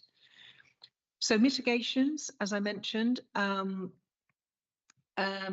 so partly mitigated by the repayment of capital borrowing and higher interest income, both arising from slippage in the capital programme. And at this relatively early stage in the financial year, there's scope for reducing and ideally eliminating overspend. So we're still early in. The first step will be for services have been challenged to look at ways to mitigate those overspends within their own budgets. Where that's not possible, offsetting savings from elsewhere within the council's budget will be looked at. Capital expenditure is expected to fall well behind projections associated with housing, as we mentioned, details on page 109 to 113. And the report also deals with reserves and council tax and business rates collection. So that's on page 96 for Treasury Management and on Part C of Appendix 1. So in very quick conclusion, there are various natural levers we can pull to the business as usual practices within the council to recoup and to get back on track. The second part of this is the risk report, which is in Appendix 2, and this gives an update on corporate risks, including a summary of the corporate risk register on page 122. The main changes to the corporate risk register from last time, again, there's always tweaks to the various mitigations, and that gives a different net position. But that we've got a new corporate risk to cover the uncertainty and potential implications of Kent County Council's current financial instability. So that's a negative risk. And we've also, as a positive, got a downgrading of the risk of election failure or challenge following successful delivery of borough and national elections earlier this year, for which we thank the officers. Recommendations, you're recommended to note the contents of the report, and we also have a special, so the recommendations that the revenue position has at the end of Q1 been noted, including the various actions I've spoken about, that the capital position at the end of Q1 be noted, and that the Cabinet also be asked to give serious consideration to using the overspend on temporary accommodation to purchase new property as soon as possible. And in effect, actually, what that means is we're carrying forward that that underspend and not taking it back into central capital funds. And the answer on that, having spoken to Mark, is yes. Thank you. Thank you, Councillor Cox. Mr. Green, did you want to add anything? I have nothing to add to that, Chair. Okay. Councillor Harwood. Thank you, Chairman. One of the areas of overspend identified falls within my portfolio, and that's around the, as you mentioned, the development management income on majors. I do have some concerns which were shared by the Planning and Healthier Communities Policy Advisory Group, that we are almost setting ourselves up to overspend, because the forecasts do seem too high. And if you look at the trends, we're not going to meet this in any of the quarters. So the forecasts are too high. So I just would like to ask Mr. Green how we resolve this issue, that perhaps we were ambitious when we arrived at the forecast that is in the budget. Thank you. Certainly in retrospect, we were too ambitious with our budget setting for development management. And I know, and Mr. Cornwall will speak on this in a minute, that he's been looking at all the things that can be done to mitigate that overspend. But certainly when we come to look at the budget for next year, and that obviously gives us an opportunity to reset the position, we'll take account of the changed landscape in development management and as you say, take on board the experience of actual planning application income. But I'll ask Mr. Cornwall whether he wants to come in on this too. Yeah, thank you, Mark. In terms of the majors income, the current local plan review is different. So we've got fewer but bigger sites. So I think the income and applications coming in is going to be more lumpy. I don't think we can have less income over a 5 or 10 year period, but I don't think it's going to come in such a straight line as perhaps it has in the past. and also because there's some big sites, it's a little bit backloaded as well. I think there's you know, a lot of confidence in the market from house builders, you know, have slowed down a little bit as well. But on the more positive side, you know, since these figures were sort of published, I've looked at a forecast of fee income for the majors team, and you know, I don't think those figures are wholly out of kilter over a rolling 12-month period, but I certainly undertake to look at them in detail with Mr. Green and yourself in the budget setting for next year. The miners application seems to be holding up. That's where the volume is strong. Householders is down in terms of volumes as well. And I suspect we saw a sort of sucking forward of all applications during the lockdown periods and so on. And I think that sort of work stream is going to be slightly diminished for a year or two and then start to bounce back. Councillor Cox. Thank you. Mine's just a general point that if I were looking at our strategy with a risk hat on, almost like absent the numbers, I think we've got a lot of eggs in baskets with the big sites, and I would just urge that, you know, if we get 2 years down the line, 3 years, 4 years, however long, and find that, you know, we can't deliver those for whatever reason, we'll probably look back and kick ourselves. We weren't actually sort of like countering the risk of that by also looking for other sites, dispersed sites as well. Conversation for another day, but I just thought it was appropriate to mention it. Mrs. Broom. So just to say that the strategic sites represent less than half of the numbers for the housing delivery as set out in the current local plan. So we need to keep things in proportion. However, they are important, clearly, for lots of reasons. And this is leading us to review the model that we have for our staffing arrangements, including taking action to ensure there's continuity between the work on SPDs and the work when outline planning applications are received. So the reason for telling you that is that obviously we need to take mitigating action this year to bring the budget back into balance. We need to do that in a way that doesn't erode the expertise we have in-house, but we will be looking at some alternative models going into next year that will help us remain resilient and robust, but within the budget envelope that we have. And just one other thing for you to be aware of, because I think you're a relatively new cabinet, and that is that so far as development management is concerned, it isn't self-funding. The council, as all councils do, subsidise that activity. So that also brings its own complications. Thank you. I'm not seeing anyone else indicating. So are we happy to agree the reports based, was it to note the 3 points in as recommended on page 91? Okay. Right, item 22 then. So this is the consideration of a compulsory purchase order on behalf of Golding Homes. Councillor Wales, I've got you down as introducing this. Yeah, indeed, Chair. Thank you very much. Perhaps it should be potential use rather than proposed, but in any case, the compulsory purchase order is not a power available to a housing association, but it's a tool that the local authority may have need to use to enable significant redevelopment to take place.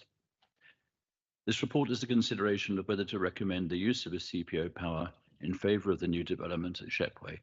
However, it's not the end of the process because discussions will still continue with the residents. Ultimately, we will all have in mind that we're considering an intervention that involves someone's home and should only be exercised when there is a compelling reason to do so, when all other options are exhausted. The provision of good quality affordable homes has always been had unanimous support from members and remains a key priority of our strategic plan and housing strategy. Indeed, one of the main drivers for the stock transfer in 2004 was to enable the investment in accommodation that was no longer fit for purpose, and this began with the Y blocks in Parkwood, and the Shepway regeneration is another example of this. Whilst we do appreciate that these are people's homes, the reality is that accommodation does not meet with the standards we aspire to for our residents and would need significant and continuous investment to maintain it to a decent home standard. A more purposeful proposition is the demolition of the existing 114 properties and replacing these with an increased number of 236 new homes. Not only does this provide homes that are more sustainable, better for the environment, and where the running costs will be reduced for residents to live in, it also makes better use of brownfield land at a time when the need for additional housing has never been more compelling, with increasing numbers of families having to be placed in temporary accommodation. So the case for regeneration is therefore compelling, and this has taken quite some time to reach this point. Consultations have taken place with the affected residents, and we have supported Golding Homes in the decanting of their tenants to enable a managed transition to achieve the vacant possession of the site. Phase 1 has started, the demolition has happened. In fact, Councillor Keeter and I were there at the turning of the first sod on that side, part of the site. This is talking about Phase 2 and Phase 3. So in order to preserve the deliverability of the regeneration and create these 236 new homes, Golding Homes have requested that the council assists in the situation whereby if all other measures fail to result in vacant possession of the site, then the council will use its CPO powers to achieve that aim. Indeed, in the report, it mentions 6 properties. This has now been reduced to 4 because 2 of them have finally settled. Of 2 of those properties are owned by the same tenant and sublet, and we're moving towards final settlement. So this is basically a commercial operation, not someone's home. Another one is sublet, and the offer there is under negotiation. And 1 property is left, which is occupied by the customer. There's been positive initial discussion, but the final decision has not yet been secured. The use of the CPO is not necessarily going to be required. It's only if Golding Homes fail to actually secure agreement on this last property. I would draw members' attention to the risks and the mitigation of the risks, and also the fact that Golding Homes will actually indemnify the council on all expenditure, so there will be no cost to the council. So after careful consideration of the request, and bearing in mind that the housing pack unanimously agreed to support that, as members of all parties agreed to support this, I'm minded to support the proposal to use the CPO if necessary in the final conclusion. Thank you. Thank you, Councillor Wells. Councillor Russell, I believe you'd like to speak.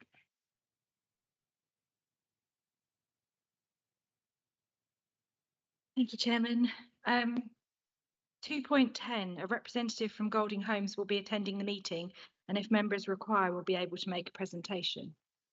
No one here. I think the problem with this is they've nearly resolved it. They've gone 6 down to 4, 4 down to 2. I won't go on for a long time. For me, I think it's just go away and sharpen your pencil. It's probably because they can't find somewhere to move to. They would if they could, and you've nearly resolved it. So I'm not sure why I need to turn around and say, come on, council, just help me out. They did it on Phase 1. They can do it again. I don't see any need for us to wield our compulsory purchase powers on this. Thank you. Thank you.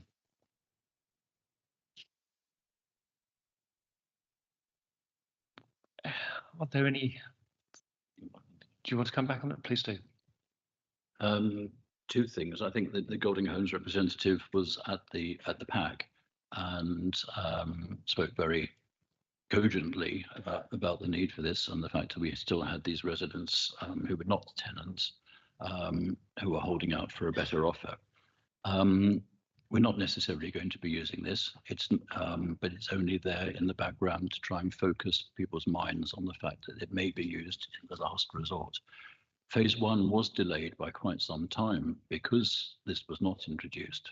And we can't run the risk of phases 2 and 3 being delayed in a similar way, simply because we need to have more homes, take people out of the temporary housing list.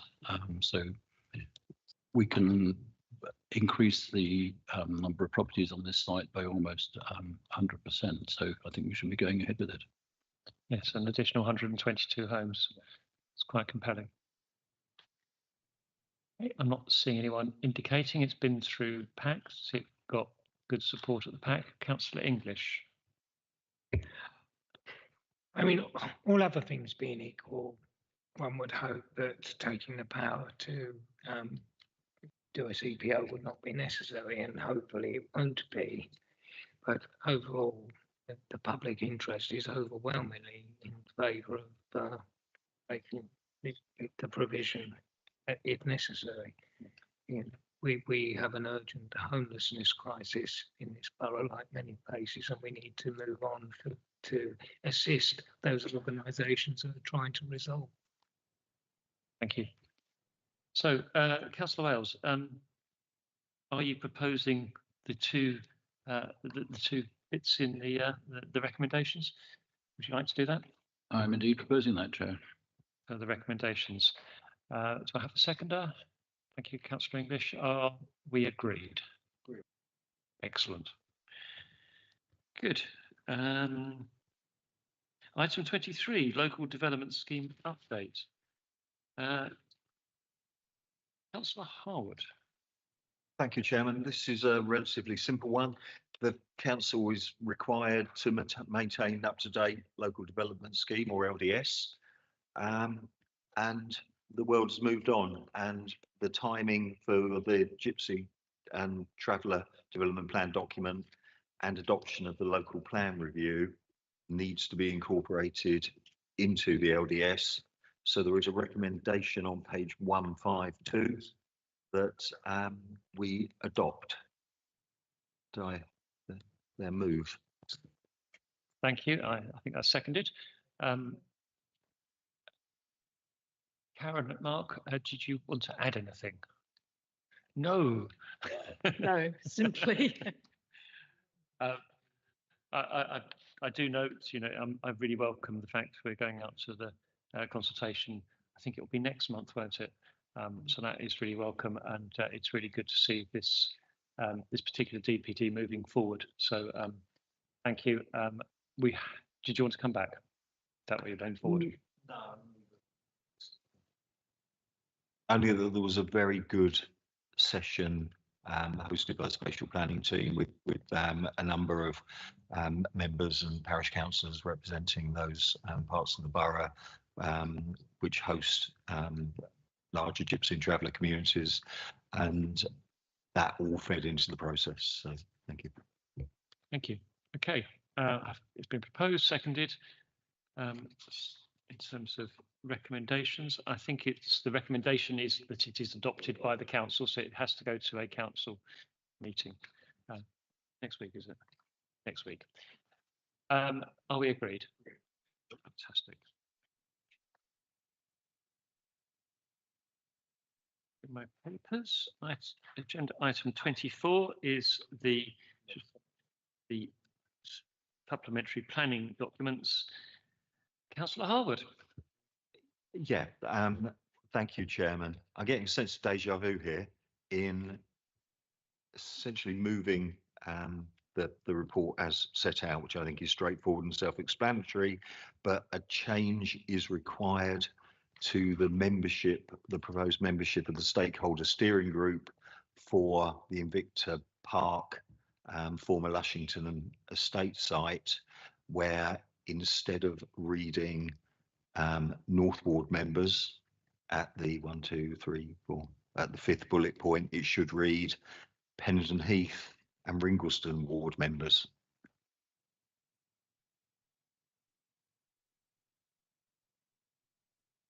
Thank you, Councillor Harwood. Officers, did you want to comment at all on this one? I see a no. Thank you very much, Chairman. all officers would say is this starts a process. It ensures that there is political oversight for the production of supplementary planning documents for Heathlands, Lidsing and Invicta Park Barracks. And we would therefore say to members that this is a good opportunity to make sure we get off on the right foot. Thank you. Yes, quite. Okay, Councillor Thompson and then Harwood. I'm sure, Mr. Chairman, this is a typo. The updated copy from page 181 in the package that we have on our tables for Heathlands Garden Community. I think it should read MBC Cabinet Member for Planning, Policy and Management, not the text that's given on the sheet, unless I've misunderstood something. Thank you, Mr.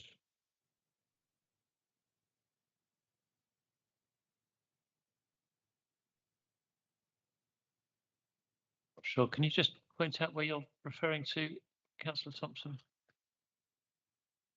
I believe the sheet on our desks is the updated copy for Lidsing, and Invicta. I believe the text for Yes, I see. Councillor Found Harwood it. text is correct, but it's not correct on the Heathlands Garden Community. Okay, so that needs correcting. Okay, Councillor Harwood, then Cox, I think. Yeah, sorry, deja vu, yet again. On the membership for Lidsing, it talks about Boxley ward members. That, of course, needs to say Boxley Downs ward members. So that one needs to be updated as well. So it's a full suite. Any other amendments, Councillor Cox? Yeah, I'm just looking, no, not to add, well, actually, maybe I am. Just looking at the membership and a helicopter view on this. We've got a lot of policy people here, but actually not much in the way of practice. And my suggestion with whether or not we actually have development management representation on the membership as well. Do you want to come back on that, Mr. Edgerton? Thank you, Chairman. The purpose of the stakeholder steering group is to ensure that there is political oversight of the overall proposals, the way the SPDs are coming forward. Whilst it will be possible to ensure that development managements attend where necessary, the idea is to ensure that political members are the key movers and shakers here rather than officers. We are attending to facilitate as strategic planners rather than to actually lead and so forth. There is also going to be an officer technical working group, which will always involve development management colleagues, strategic planning colleagues, officers from Kent County Council, for example, and that will also involve key stakeholders such as officers from Natural England, National Highways, Kent County Council, of course, and others. So there are two layers. This is the political layer that we're asking members to consider in terms of membership. Thank you. Councillor Cox. I can hear the ideal, but I think we also know that we need to escalate these programmes as quickly as possible. The quickest way is getting all of the people in the room and without making it sort of like a very big room. Having the people who know where the rubber meets the road in terms of sort of like planning application to me seems a fundamental need. Okay. I think we've got a proposal to approve those steering groups as presented in the updated papers. As amended, absolutely, with the appropriate wards and names and everything in it. Was that seconded? Thank you, Clive. Is that agreed, members? Excellent.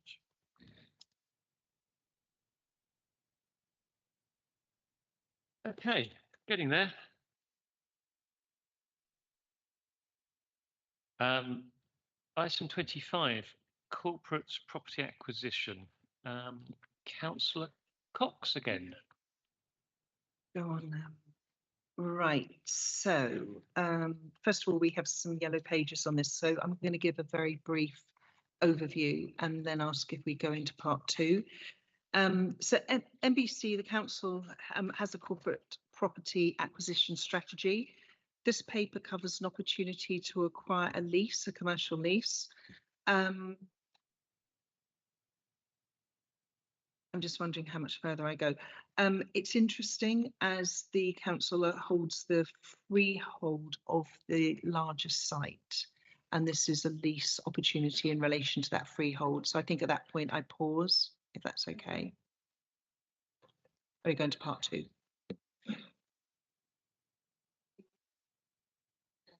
Yeah.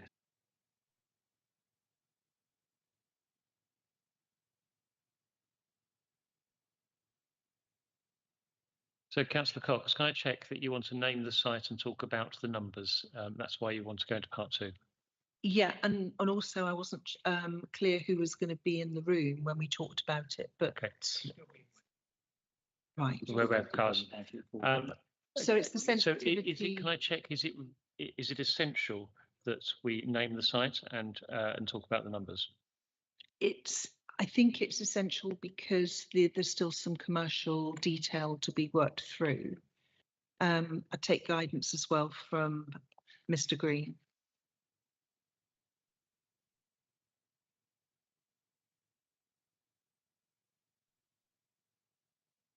I move that the public be excluded from this meeting for item 25. I think we're on, aren't we? 25. Yep. The corporate property acquisition, due to the likely disclosure of exempt information for the reasons specified, having applied the public interest test. Is that seconded? Is that agreed? Right. We're in part two.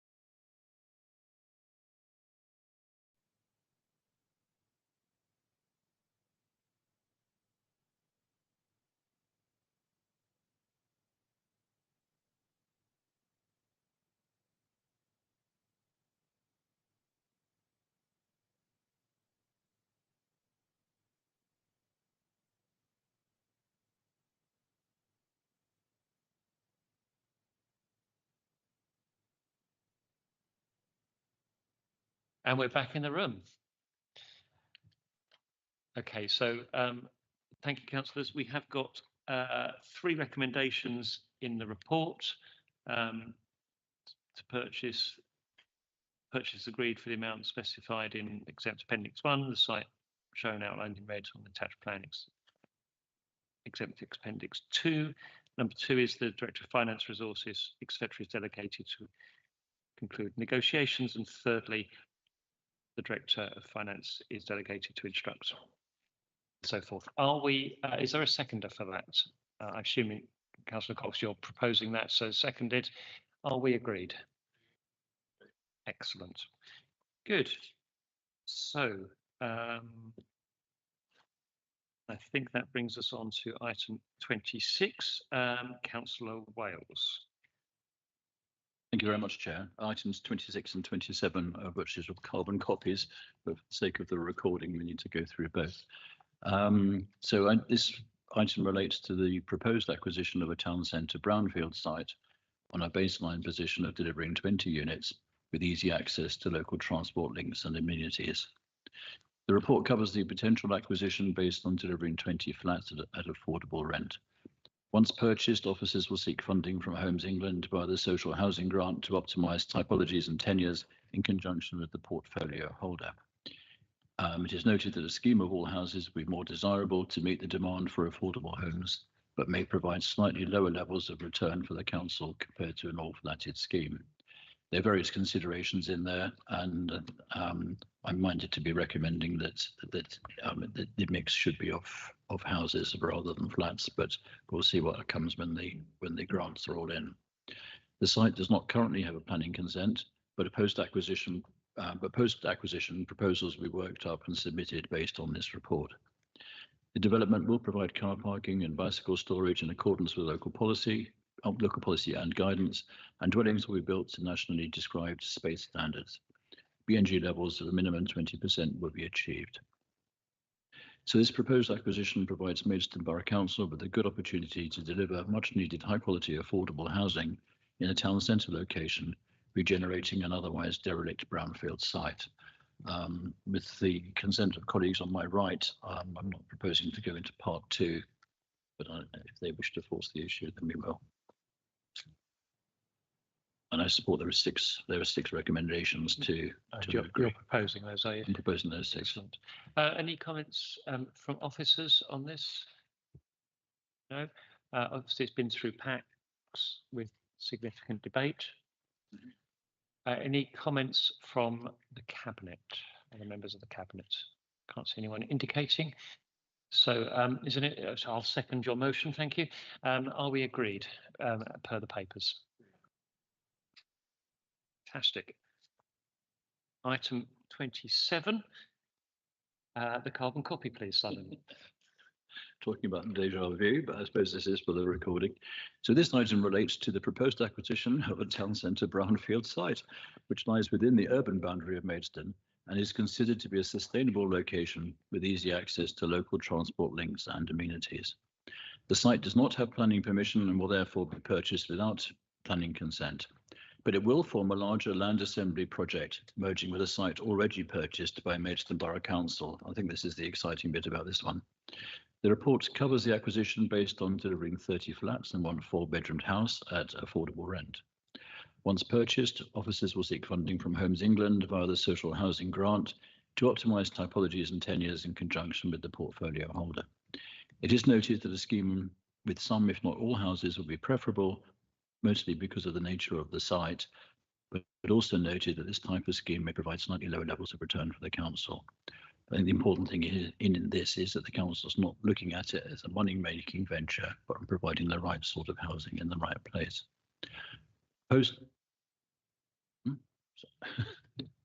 Did you woken up down there? Post-acquisition, the scheme will be designed and progressed to submit the necessary planning application. The development will have access to car parking and bicycle storage in accordance with local policy and guidance, and dwellings will be built to nationally described space standards. BNG levels of a minimum 20% will be hit.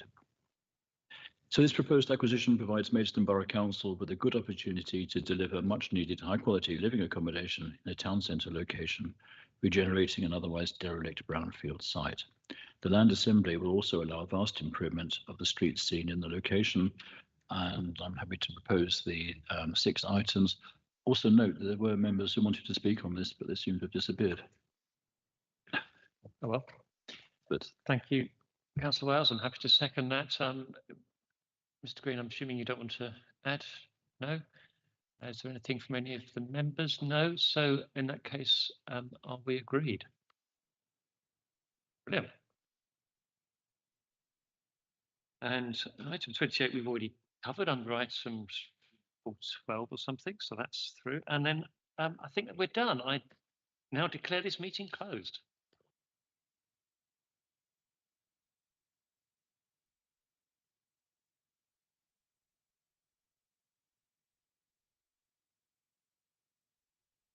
Okay, we have actually closed the meeting technically, so perhaps we could take. Yeah. Okay. Well, let's pick that up outside of the meeting and bring it back if we need to the next one. Yeah.